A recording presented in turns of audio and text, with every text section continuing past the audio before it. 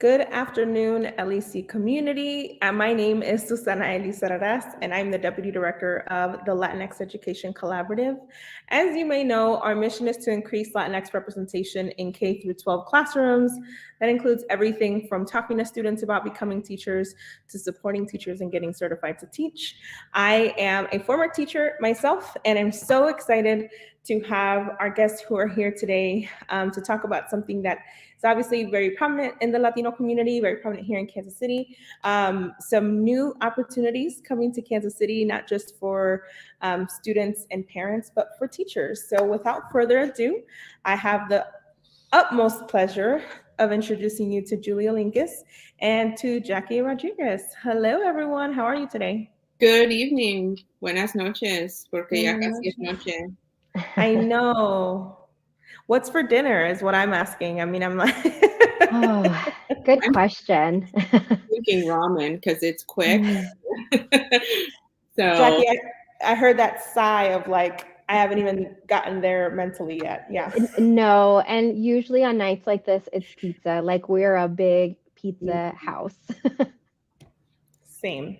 Mhm. Well, I would love for both of you. I know both. I have the pleasure of knowing you both, but of course, for our community members who are joining us, Julia, we'll start with you if you don't mind introducing yourself. sure.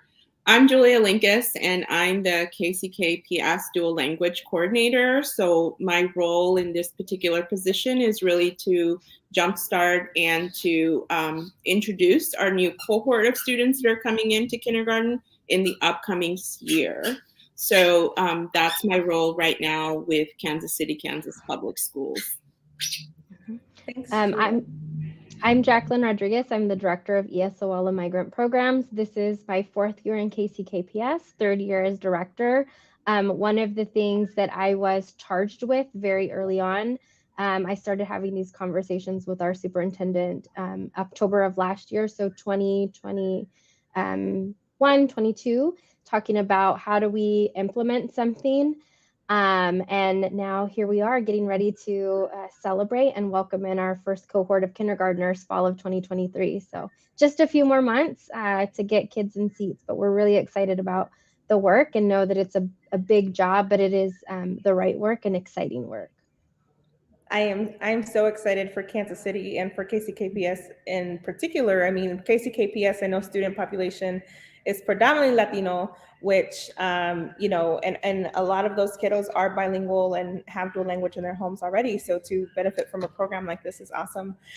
Before we jump into business, though, I would love for you all to share just a little bit about your journey to education and for people listening who may be interested. Julia, what was your journey to education like? Sure. So I actually started as a bilingual fifth grade teacher in Denver Public Schools. So I was an alternative certified teacher. I did not go to teacher college to become a teacher. And so my path was a little bit different. Now we have like different pipelines and alternatives to coming into teaching, which is really awesome. And so I dedicated a lot of my work in working with students in bilingual transitional programs, which means that they start off in two languages, but then the goal really is to transition them over to English. And so that's a little bit different than what we're planning with our dual language program. I've also been a school administrator. Again, I've always been in schools that have high populations of second language learners.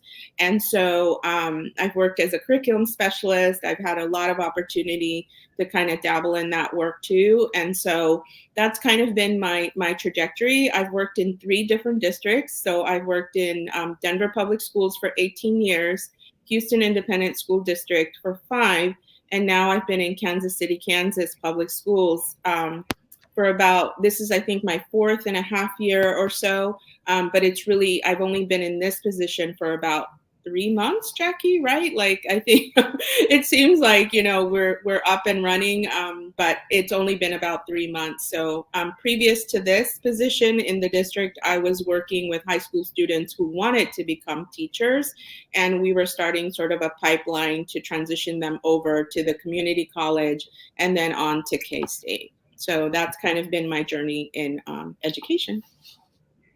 Thank you. Thank you so much, Julia. Jacqueline, what was your journey like? Yeah, so same as Julia, I didn't go to teacher college. I graduated with a degree in like poli-sci and thought I was going to do something there. And there just weren't any jobs. I graduated in a time where it was kind of a lot of hiring freezes, and so my one of my college advisors was like, "You should be a Spanish teacher," and I thought that was the funniest thing because I didn't take Spanish very seriously and um, really joked around in his class a lot. And he's like, "I think you'd be great." So went through an alternative certification program, thought I wanted to teach high school, ended up getting placed to student teaching at an elementary. So I did elementary Spanish for my student teaching, and I fell in love. Even still today, my parents are always still shocked of like, you did elementary? Like it wasn't what was going to be the fit, but I loved it and I thrived there. I did that. I had the privilege in my previous district to also open a new building and support an immersion initiative. So then I worked a lot on the Spanish elementary curriculum, moved over to support a grant. We wrote a Star Talk grant, and that's a federal grant for languages not readily taught. My very first year, I was more of like an instructional coach and moved over through the 4 years to be the director, which really was the principal. So I did principal for 2 years of the summer program, worked with Chinese teachers, learned a whole lot about Mandarin, and then came to KCKPS. I was an instructional coach for a year for the ESL program. And then in July of 2020, took a leap of faith and applied for this position and have been director for the last 3 years. But second language acquisition is like my passion. I could talk about language and all of the things that go along with it all day long. So that's kind of where my journey is. Well, you both are in the perfect place because your passion for, dual language, second language immersion, all of that is what we're here to talk about today. Mhm. Before all of that, I'm gonna do a shameless plug to like two amazing Latinas out here, running an amazing initiatives, not just this program, right? Jacqueline, I know you're working on a lot of different projects. Julia with the K Step Up and all of the work that it did, right? Just like everybody who's watching, come to the comments and please just show some love. Very few, we know the lack of Latinos in education. We know the lack of Latino leadership in education. And so I needed to like just shout that out and bring that to the forefront because obviously it makes me very proud that our city gets to have you and that our students get to have you. Before we start with, like I said, business, we have some love in the comments already. Patty is with us. Does anyone know Patty? That's my grandma. Remember, she's always my cheerleader. Grandma Patty's in the house. Abuelita Patty, welcome, welcome, welcome. Abuelita Patty is very proud of you, Jackie. You're right. She is always on your lunchroom. Patty, you just keep on supporting. This is what we need, right? The village, no matter how old we are, no matter how, where we are in our professional careers, to have this like sprinkle of like home to be like, Mamas, I'm proud of you. Look at this. I love it. And then we have Juliana here with us. You both maybe know Juliana. Juliana says you both are amazing.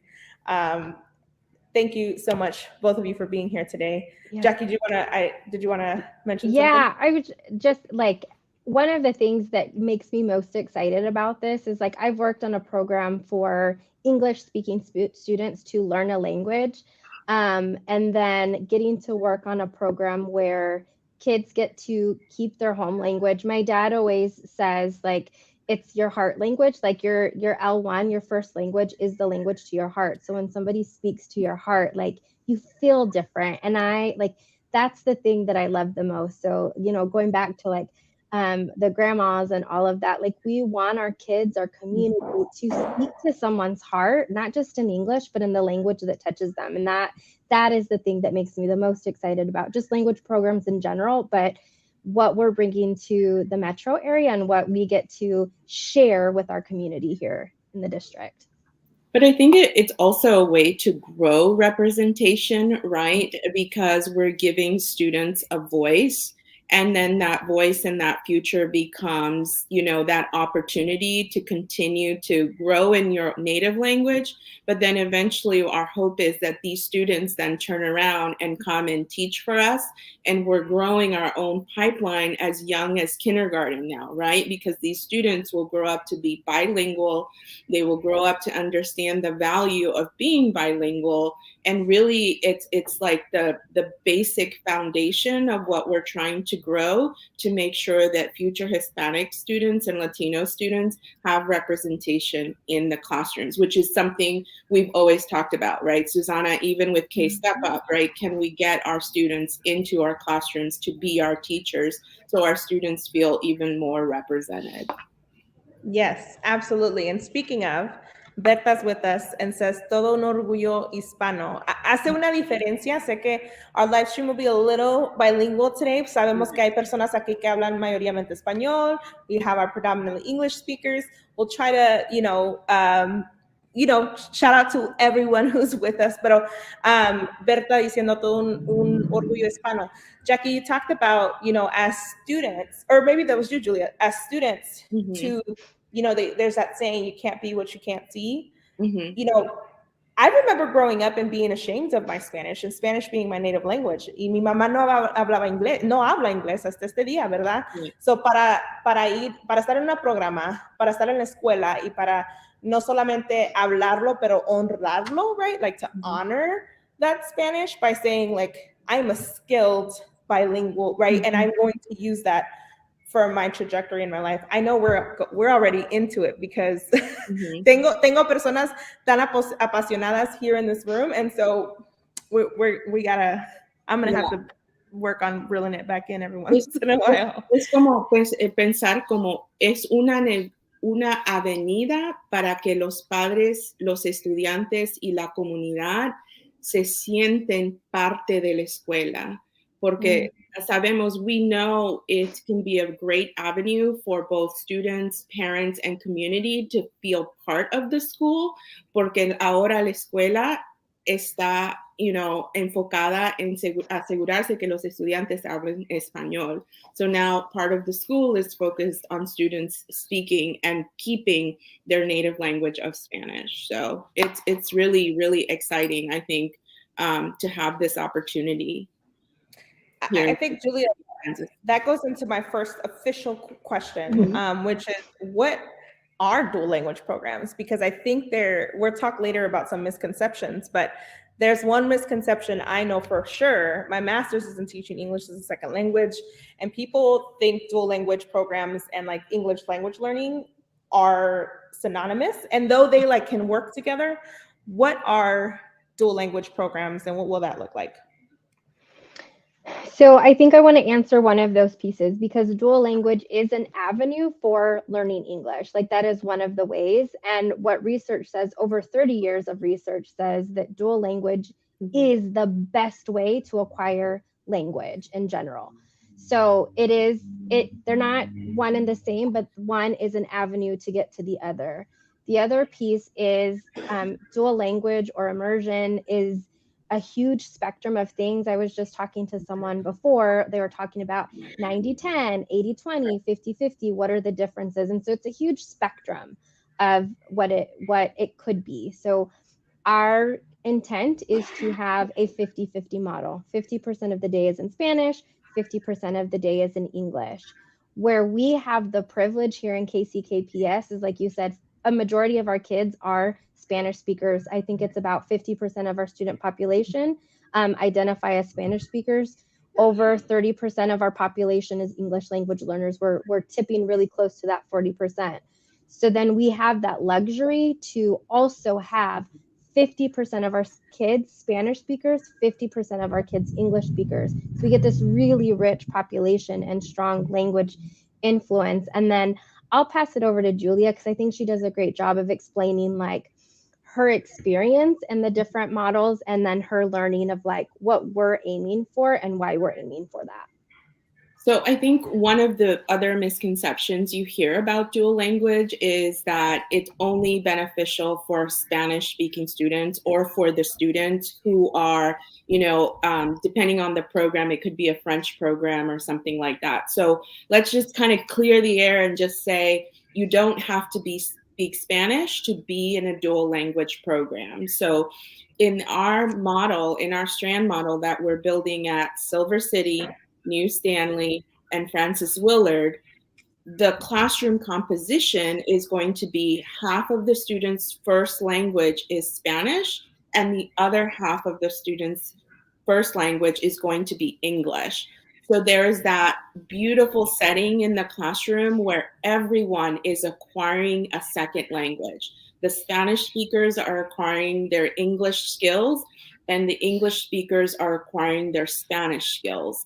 And so the other question that comes into play for some of our students is, could I learn a third? Could I be involved in a fourth language? And the answer is yes.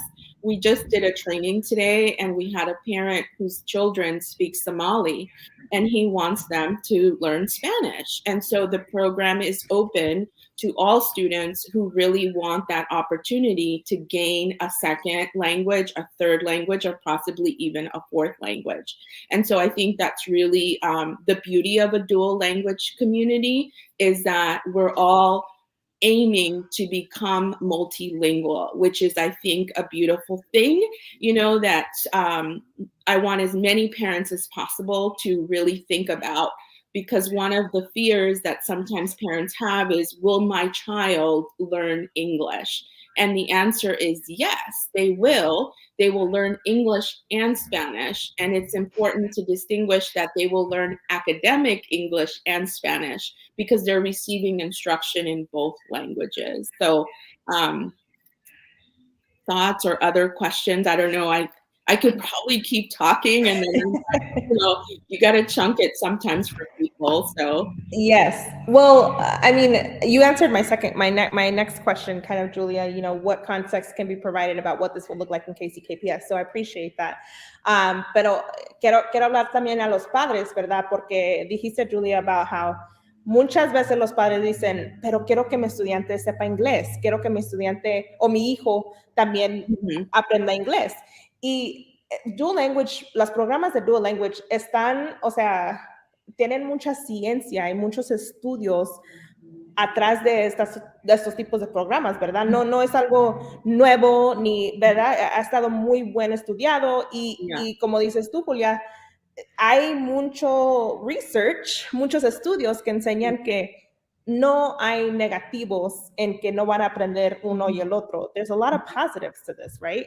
And that's actually my next question. What are the benefits of dual language programs?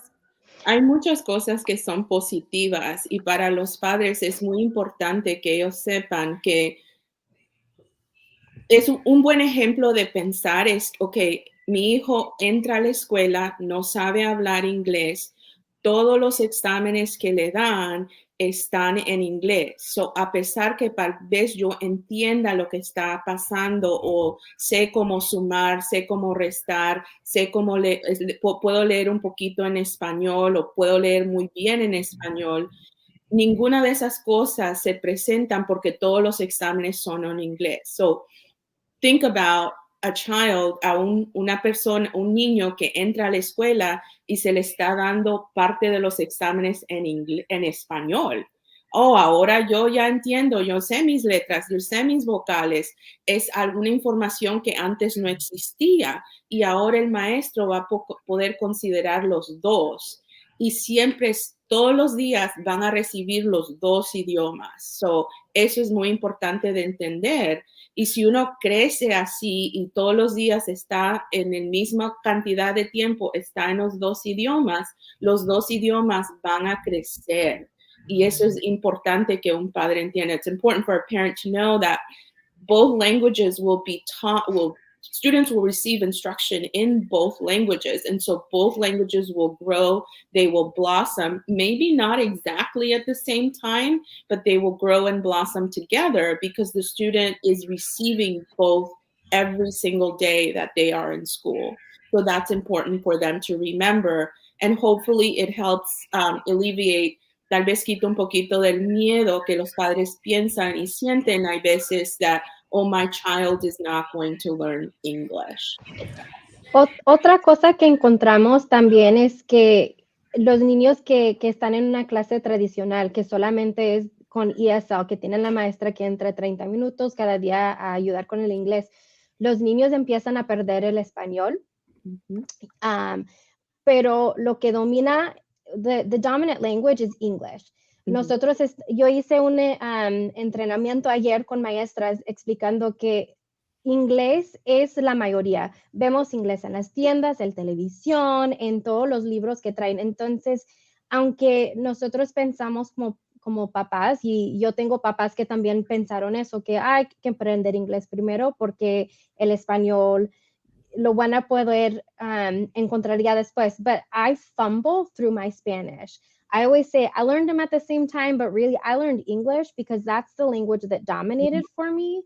And now I'm like trying to get back to that very more authentic ability to speak. But that's one of those misconceptions. Es muy importante que nosotros tenemos orgullo en el idioma que tenemos, porque el inglés siempre va a venir porque está en todas partes.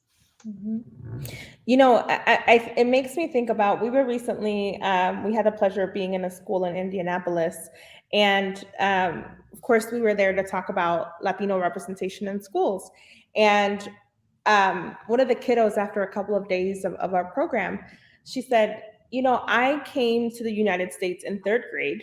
When I was in my home country, I felt very successful at school, right? I was getting all A's, tenía puros 10, ¿verdad? And then I come here and all of my tests and everything was in English. Yeah. And so, Julia, you talked a little bit about like the measurement of intelligence and the measurement of performance by default is in English, right? And so in a lot of schools and a lot of programs, right? And so having programs like this where you can now measure performance and intelligence or achievement or whatever it is that you're wanting to measure in that kiddo's native language, just provides such a benefit for student morale, right? Trajectory of educational career and all of that as well, right? So I just wanted to throw that in there because it broke my heart, right? Thinking about this kiddo who's like, I love school and I felt really successful, but now that it just wasn't in my language, I had to wait a couple years to catch up. And then, like, you know, she's in 6th grade now, and so she feels better about it. We actually have a question from the audience, if you all don't mind. Angie is with us. Hello, Angie. Thank you for being with us. Angie says, is there any other path for Spanish native speakers to increase their fluency and comprehension skills in dual language or immersion programs? Can you all talk to the fluency and comprehension? So I'll talk about what our model will look like and what our goal is, because I think that's a bigger answer. So again, going back to, we're choosing a 50-50 so that 50% of the instruction is English and 50% of the instruction is Spanish. And a big chunk of the English and the Spanish is going to be English language arts and the Spanish language arts. So that's where we're talking about the fluency, the comprehension. You know, for those teachers out there listening, that phonemic, phonetic awareness, all of the things that are those foundational skills to language. And then we'll bridge into science and social studies. So there's that content and academic language that we'll have in English, but also cross over into Spanish. And then the math, which is what Julia was talking about. A lot of the time our kids come in and they know their math facts. As a former Spanish teacher at the elementary level, every kindergarten class that I had, they could all count to 20 in Spanish. Like that, I didn't have to teach that. They could all do that. They all knew their colors. Like they were ready to go for some of the other things. So when you look at a kid that's coming in and they're watching whatever it is on TV, Sesame Street or whatever that they're doing, the uno, dos to 20, like now you're ready to get into some simple math facts and getting into some of the processing skills. So that fluency and comprehension will be present all throughout the day for our kids. And that's what we'll be assessing on both sides, because now we've evened the playing field. Because if I'm an English speaking student, I'm learning a new language. I'm at level 0. If I'm a Spanish speaking student, and I'm on the English side, I'm also like the playing field is even. It's just depending on what side of the court you're on. So that's one of the ways. But then, Julia, do you have anything else to add on that piece? Yeah, I think if I'm reading your question right, Angie, you're asking to like explore other models or other pieces. I think I'll talk about one other popular model that I'm familiar with, and that is that a 90-10 model where the students are immersed in that particular language. So if we had something like a 90-10 model, then students would spend 90% of the day in Spanish and then only 10% of the day in English. And then as you move up the grade levels, you would increase the amount of English until you're at a 50-50 model. Sometimes you start with a 90-10 because the population of students you are working with don't have the basis of Spanish, right? And that kind of helps you understand why KCKPS chose a 50-50, because we have so many students that already have some kind of, basis in the Spanish language. But if you're doing a 90-10 model, sometimes that option's present if the students want to spend more time in the non-dominant language, which in this case would be Spanish. And then a little bit, I talked about a transitional bilingual program, which is considered to be another type of language program, where students fully begin at the kindergarten level in Spanish with maybe 45 minutes of English. But then slowly they increase the amount of English time. And then eventually they don't get native language instruction anymore, and they're fully transitioned into English. And so that's not, that particular model doesn't maintain the native language. And so, those are some of the different pathways that I can think of that are more prominent across the nation, particularly in areas like Texas or Florida or California or New York. It's kind of where those programs kind of live. And what's good to hear is, and I'll say this part in Spanish, para mis padres que están escuchando, la comunidad va a escoger una programa que es that fits that community, right? Que es bien para esa comunidad. Entonces, ustedes sabiendo que hay muchos estudiantes ya que son multilingües en KCK, it makes sense. So, es correcto o es lo mejor de ser los 50-50. Jackie, yo también dijiste earlier que a veces se te falla el español. A mí también, y eso que el español es es mi primer lenguaje, ¿verdad? Mi mamá no habla inglés. Pero, these 50-50, 50-50, para que nosotros que ya sabemos español, podemos, mantenerlo y mejorarlo, pero también a la misma vez que el inglés, ¿verdad? Thank you, Angie, for your question. Those watching, feel free to pop in your questions if any come up for you. We've kind of sprinkled this in as we've gone. Some of the misconceptions about dual language programs. But, what are you hearing here locally? I know you all have been doing some community engagement to listen to what parents around the city are thinking. What are some misconceptions that you'd like to take a moment to kind of debunk or, correct for us? I think like one of the biggest ones that was surprising to Julia and I think it's like when you know the work, like you don't think about the things you don't know. When we started introducing to teachers and even some of the parents was like, well, does every teacher need to know Spanish? Like what, I'm the art teacher, I don't know Spanish. And that is a misconception because it depends on your model. We're doing what's called a strand, which is essentially a school within a school. So it's this cohort, it's this little family of kids that are going to stick with it. Really, like your job title, if you're the Spanish teacher, like you're the only one that really needs to know Spanish. What we hope happens as a result is that everybody benefits from that piece, and that everyone in the building and in the district start feeling that way. Like bilingual programs, dual language immersion, they're successful when it's that community buy-in and everybody starts embracing it. So we did a pilot last summer at Silver City with the principal there, and very, very strategic on where we did the pilot because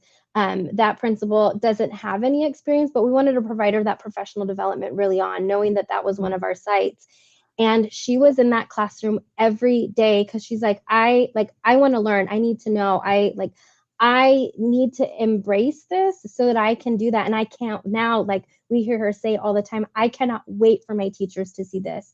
I cannot wait for other kids to see this, because the idea of it is that while it's a strand, it also infects the rest of the school and everybody feels collective of it. But that is one of the misconceptions. Does everybody need to speak Spanish? Does everybody need to know about the program?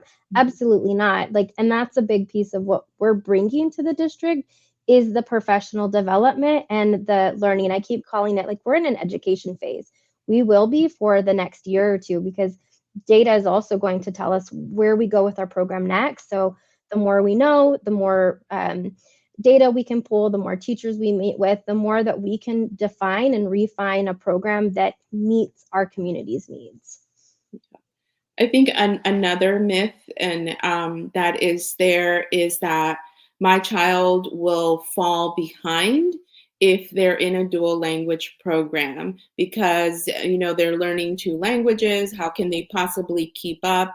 But one of the things with dual language is that parents have to be committed to the long-term benefit, right?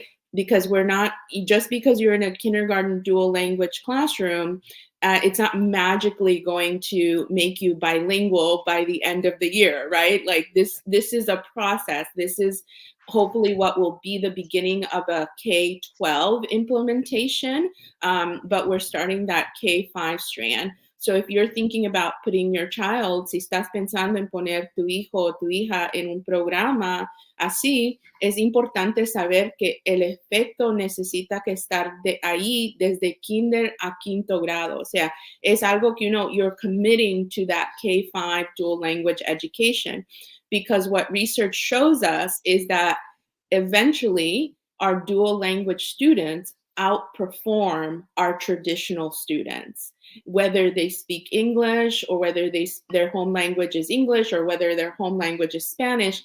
Making them multilingual increases their academic achievement. And that's been proven over and over again. And so it's important for parents to remember that this is a journey. It is not a year. We're talking about a K-5 commitment to start, and then thinking about how to maintain that language, right? Estamos pensando cómo a practicar, usar el lenguaje siempre, porque lo que pasa es cuando no lo usamos, as we have discovered, when you don't use the language, you slowly begin to lose it, right? So making sure that hay oportunidades para usar la lengua, para usar el español, para usar el inglés en escuela es muy importante, y también en la casa, en todo, porque si el lenguaje no se practica, you lose it, right? So that's important.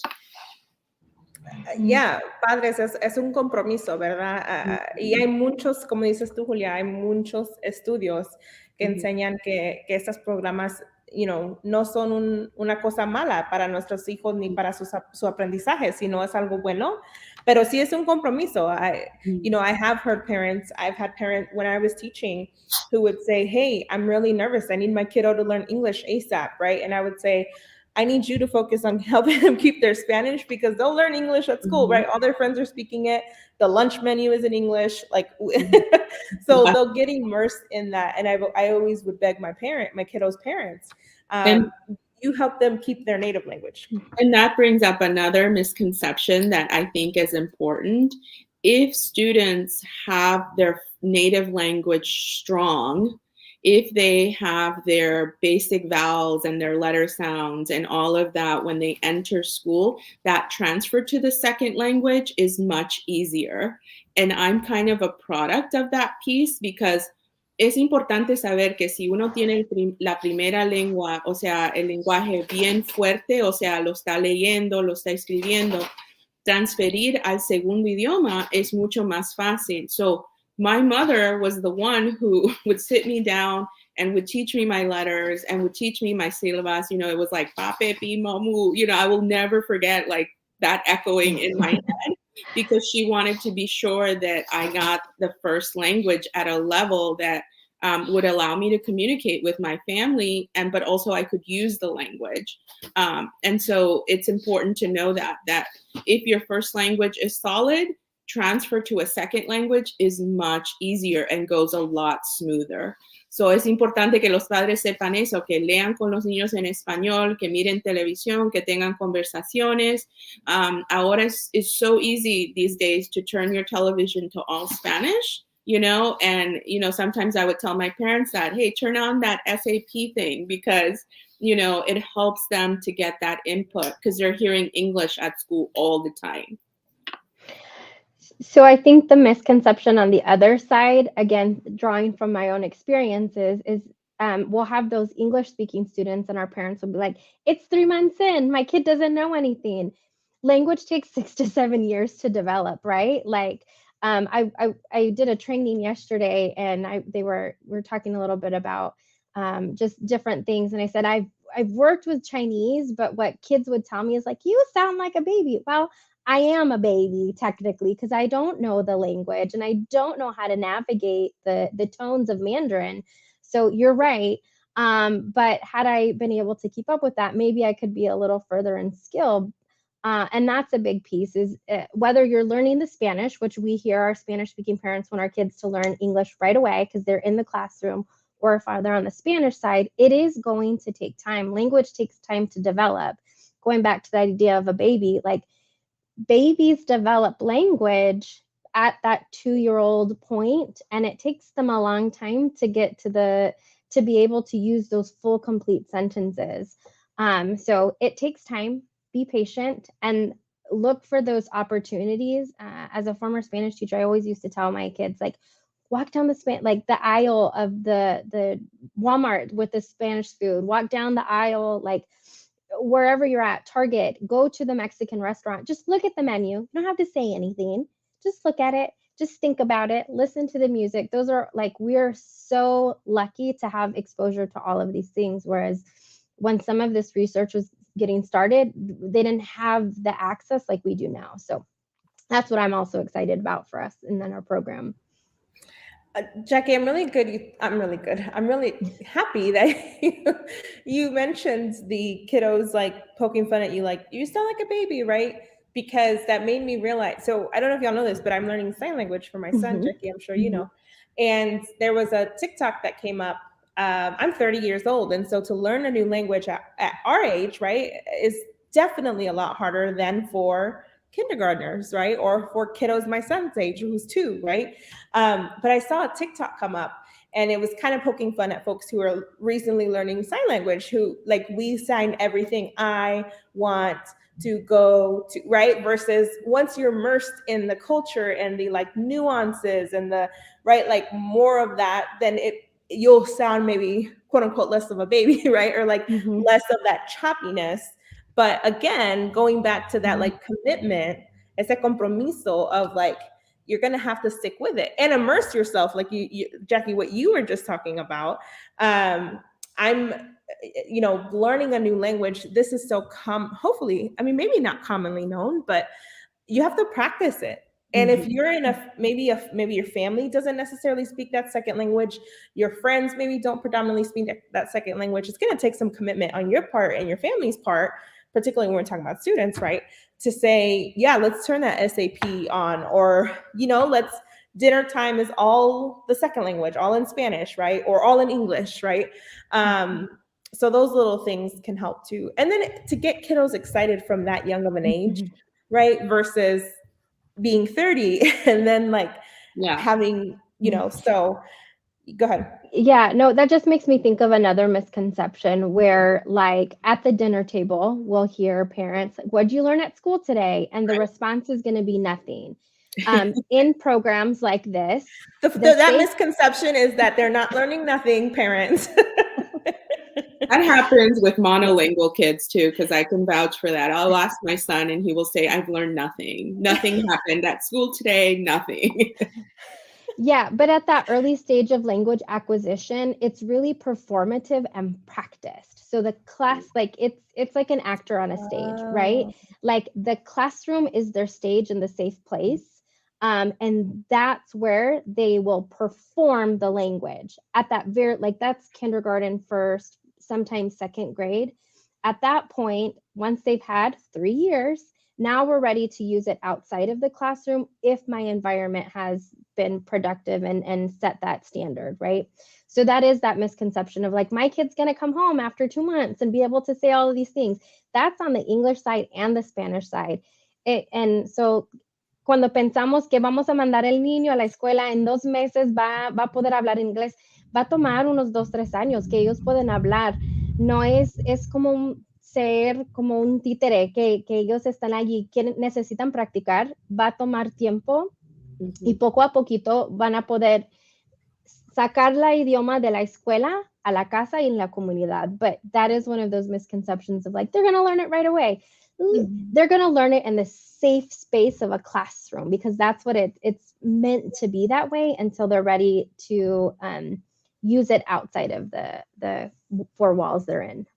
And I think that's the beauty of a dual language classroom, right? Like many times our students who are Spanish speaking go into a classroom, and if they're lucky, they have other students in the classroom who are learning English, but many times in some environments they do not. And so when you're in an environment where everyone is learning a second language, hopefully you feel supported, you feel loved, and we're all like trying to do the same thing. It may be different languages, pero todos estamos con esa idea que necesitamos aprender otro idioma.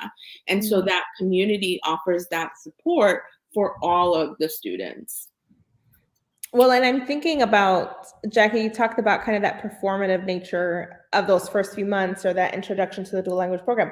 That is kindergarten, right? Like the first semester, a quarter of kindergarten, shout out to all the early childhood folks listening, because it is very much, just keeping kiddos happy. And then like these big performances so that, you kind of pull kiddos in and you get them excited about, and Julia, you talked about getting them excited about learning a new language. They're all doing this together. And so they're going to make mistakes together, but they're going to feel good about it because it's like, that's what this is going to take, right?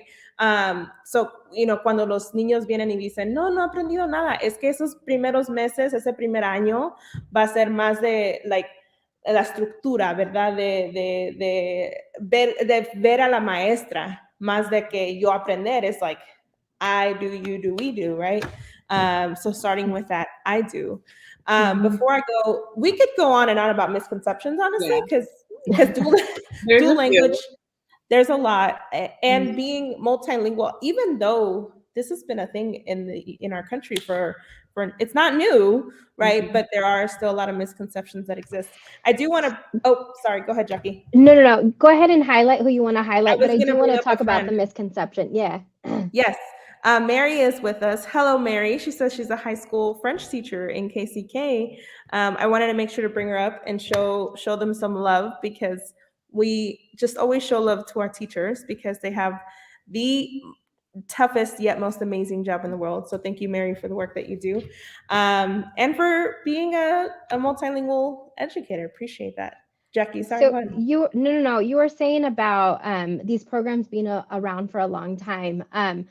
Maybe it's not a misconception, but it's a truth or something that's not well known is that policy, whether it's local, state, federal policy, has a huge impact on these programs. One of the things that has happened here in Kansas, and I'll speak to that because that's where our program will be, is that way back in the 90s, early 90s, we shifted to a policy of English only, where we used to have dual language programs, but the policies changed.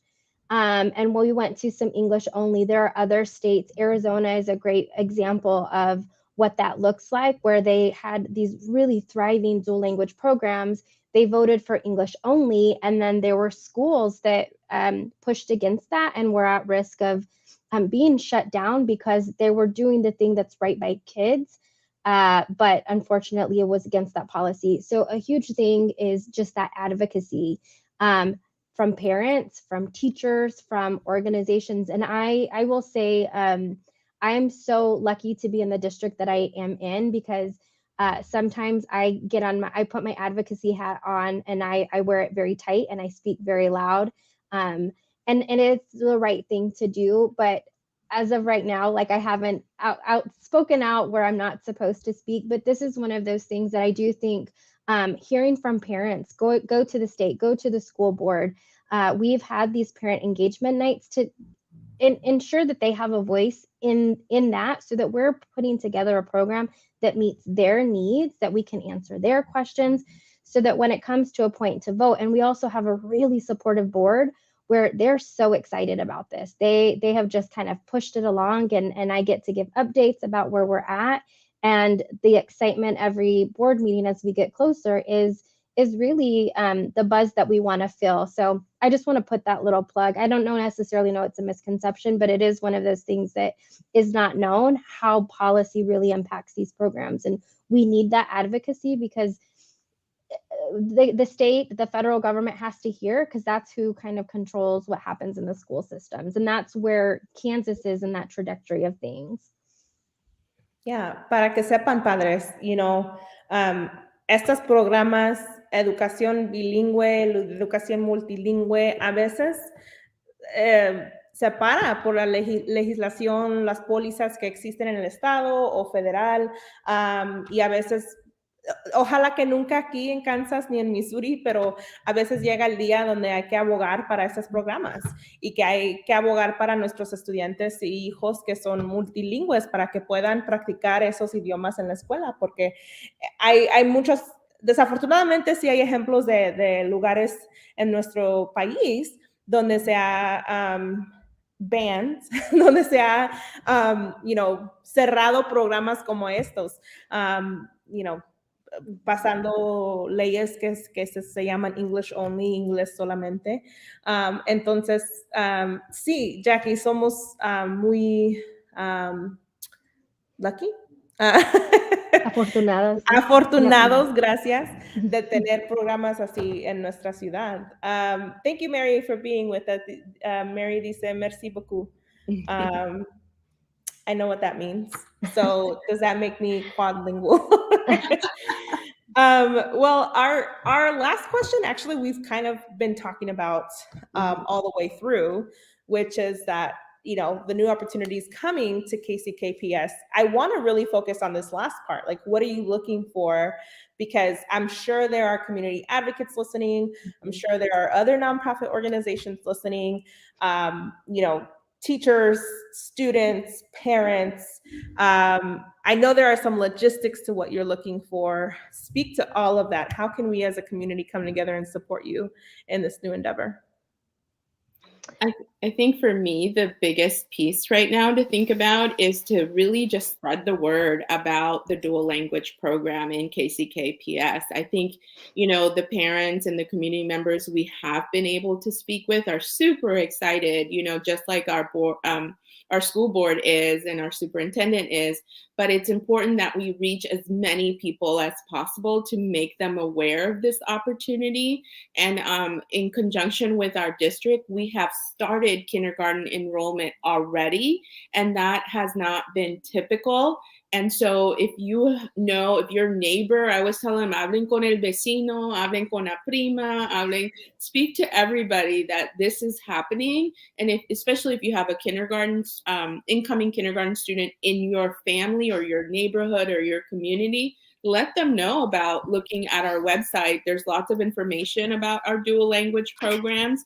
And so it's important to get the word out, spread it out, let people know, because the more people know, the better we can do lots of things, including finding our staff, making sure we have enough students, and just generating that happy buzz across the community that this is happening within your own community, and you can be very much a part of it. Yeah, that kindergarten enrollment, that's number one for us right now. That's all we talk about. Because we just need to see numbers. And then, you know, the next thing is teachers. We want teachers. I was so blessed at my first principal, and always said that she was in the business to grow teachers. And I felt that. I definitely, she poured into me. And so as a leader, like, I want to do that to others. So we're looking for those teachers that are ready to take this leap of faith with us, that are excited about the program. We need them in English. We need them in Spanish, those kindergarten teachers. We're also looking for instructional aides. So thinking about some of our moms out there, this might, if your kiddo's getting ready to get in kindergarten, if you know, at those empty nesters, like, we want you to come and work with us. We, what are the other things? Licensure, those are always areas that we need support with. Ensuring that the people that are applying have the right licenses. Please just email us. Let us know what questions you have. I'm trying to think what else. Like, I mean, we need everything. We need the excitement and the commitment from our families, which is first and foremost. Yeah. Yeah, I mean, support, community engagement, community input, community feedback, right? And so don't feel like you can't engage with this if you're not an educator or you're not a parent, right? If you're a big advocate for multilingualism, for dual language programs, you know, please just be on standby, because you know, this is coming. And like Julia said, right, talk to your neighbors about it. And they may not know that dual language is even an option, right? And so particularly if you're on the Kansas side and it'd be much, you know, if you're in KCKPS boundaries already, know that this is coming to your district. I am putting into the comments also, Julia, you referred to your website. This website is amazing. I mean, it really does touch pretty much everything we've mentioned in our conversation, right? The misconceptions, the benefits, everything, but also more logistics. As Jackie mentioned, of course, there are opportunities for educators.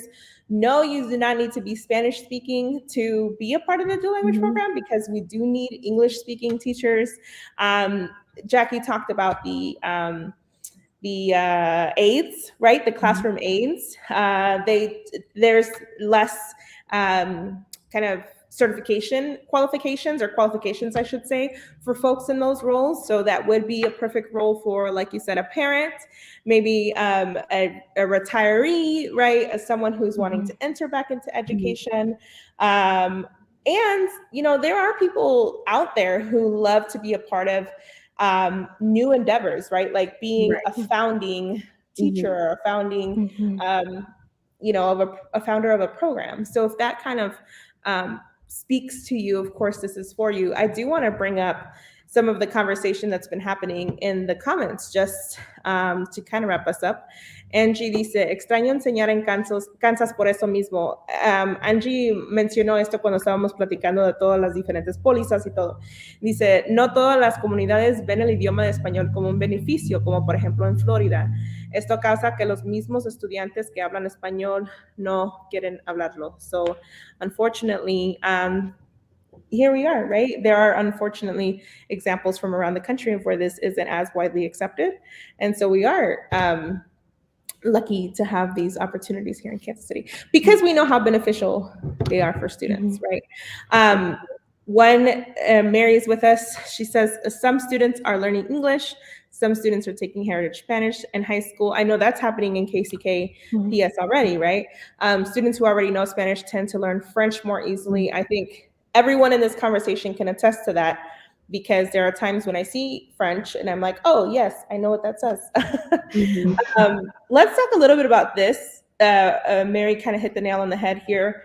We all have like our hat in the ring for this comment right here, because the LEC faces this every day. You all are, of course, entering this arena. Jackie, you're always in this under this pressure, right? So finding enough Spanish teachers is a challenge. Of course, she mentioned French teachers too. Any thoughts about this? So I think that for me, that's the part of the reason we have a hard time finding Spanish, French teachers, or teachers who speak other language is that we don't necessarily grow that, right? Like I think we wait traditionally in the United States to learn a second language, usually at the secondary level, right? In high school, sometimes in middle school, occasionally in elementary school. And so it's kind of interesting if you've been in other countries, most countries at least teach two languages in schools. Mhm. That's not necessarily the case in the United States, partly because English is such a dominant language worldwide, right?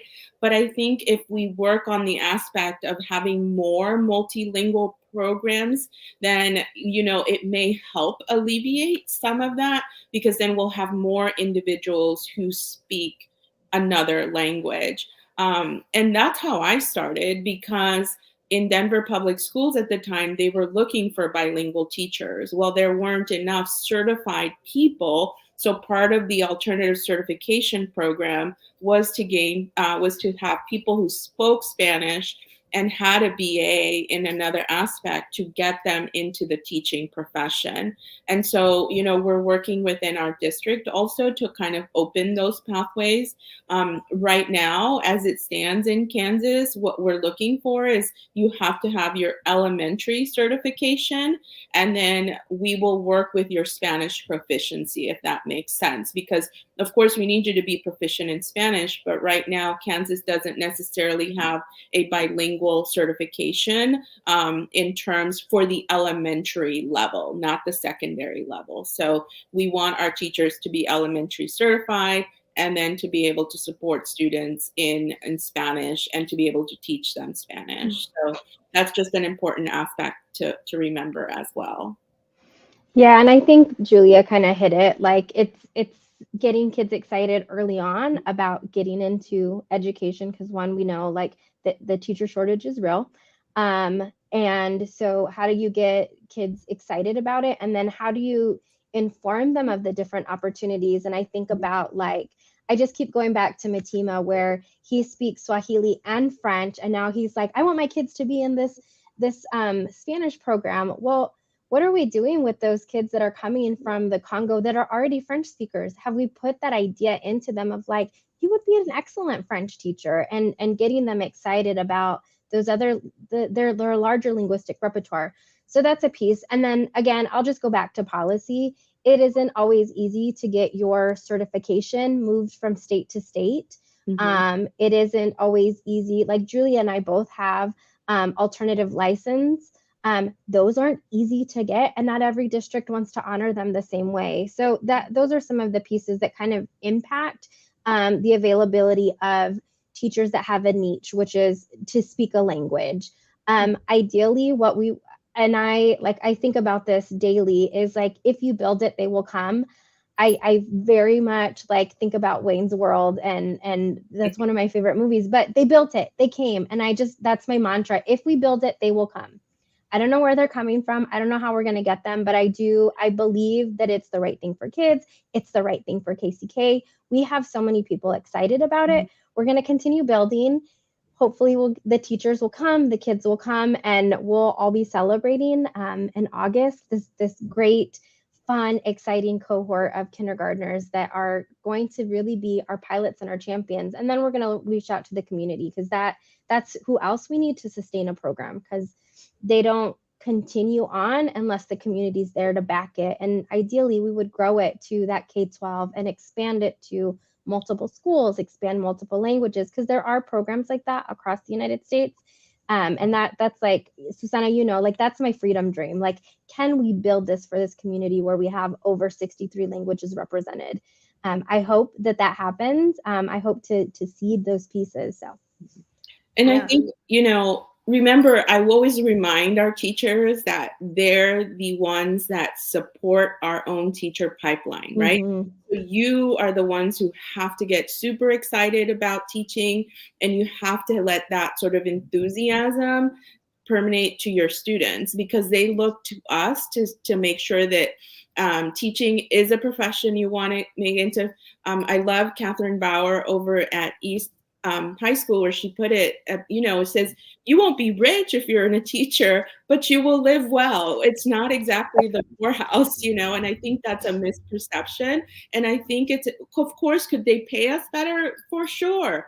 But I think we have to learn to advocate for ourselves and get enthusiastic with our students to say, hey, have you ever thought about being a teacher? You would make a great teacher. Because if we don't do that, people won't join the boat, So let's get them to join the bus and to get on the bus by self-advocating for our own profession.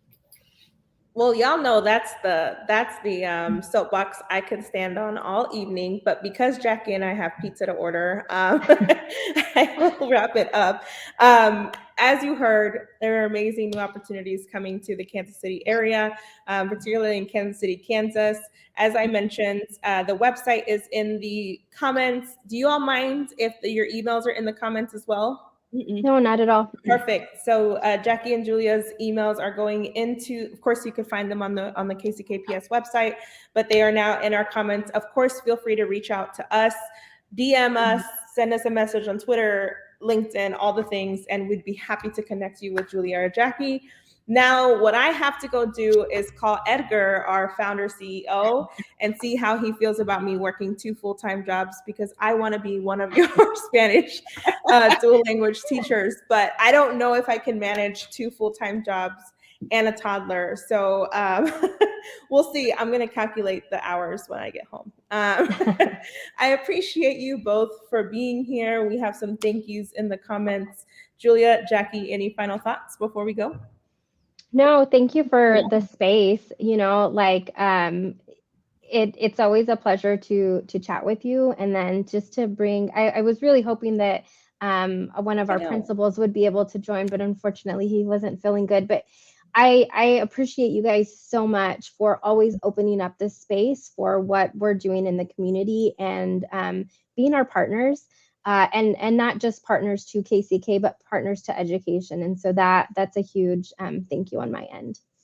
Yeah, the LEC, Edgar, has done amazing things with that, and you as well. I mean, I remember when I first got to Case, I'm like, where are all the Latinos? Where are all the Latino educators?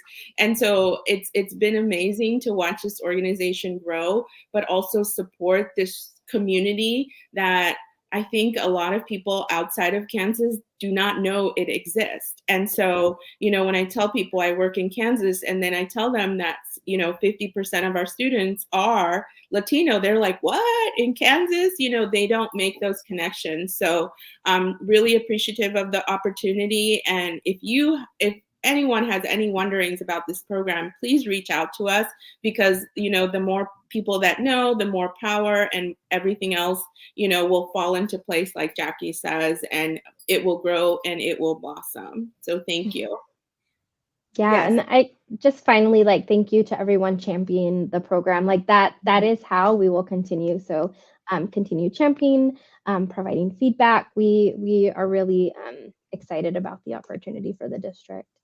Yes, y los padres de los 30% de estudiantes en KCKPS que hablan español, que son multilingües, hay que, decirles que hay que ser maestros, hay que ser doctores, hay que ser enfermeros para que tengamos más multilingües profesionales. The 30% of bilingual students that you talked about, Jackie, in KCKPS, all we got to do is turn them into teachers. That's all we got to do. So thank you both for your time. Thank you, KCKPS, the board you talked a lot about, for supporting these programs. If you are interested in talking to Jackie or Julia, you know how to get a hold of us, and we will see you all very soon. Thank you, everyone. Thank you. Bye.